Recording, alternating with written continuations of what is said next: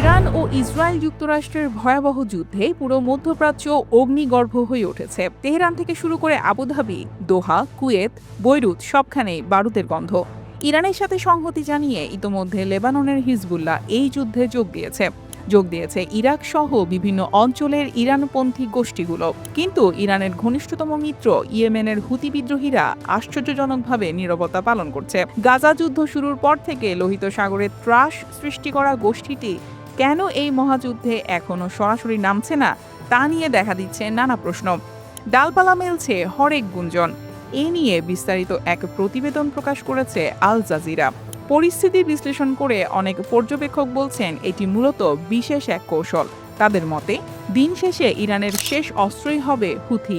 Yemeni রাজনৈতিক বিশ্লেষক সাদাম আল হুরাইবির মতে তেহরান সম্ভবত তার সব কার্ড একসঙ্গে ব্যবহার করতে চাইছে না।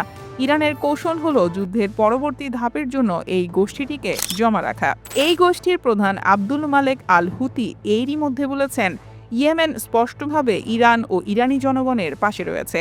তিনি হুঁশিয়ারি দিয়ে আরও বলেছেন সামরিক পদক্ষেপ নেওয়ার জন্য তাদের হাত ট্রিগারের ওপর রয়েছে।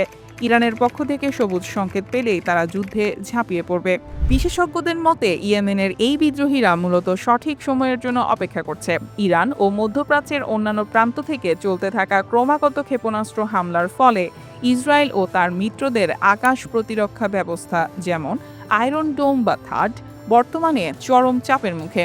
এগুলো যখন পুরোপুরি ক্লান্ত বা রসদের সংকটে পড়বে তখন এই বাহিনী ড্রোন ও ক্ষেপণাস্ত্র হামলা শুরু করলে তা অনেক বেশি বিধ্বংসী হতে পারে। সম্ভবত তারা শত্রুদের আকাশ প্রতিরক্ষার ফাটল ধরার অপেক্ষায় আছে। আল জাজিরা বলছে ইয়েমেনের এই বাহিনী যদি যুদ্ধে প্রবেশ করে তবে তাদের প্রধান লক্ষ্যবস্তু হতে পারে ইসরায়েলি ভূখণ্ড ও মার্কিন যুদ্ধজাহাজ।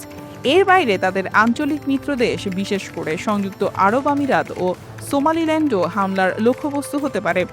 এছাড়া লোহিত সাগর দিয়ে বৈশ্বিক বাণিজ্য আবারও অচল করে দিতে পারে তারা।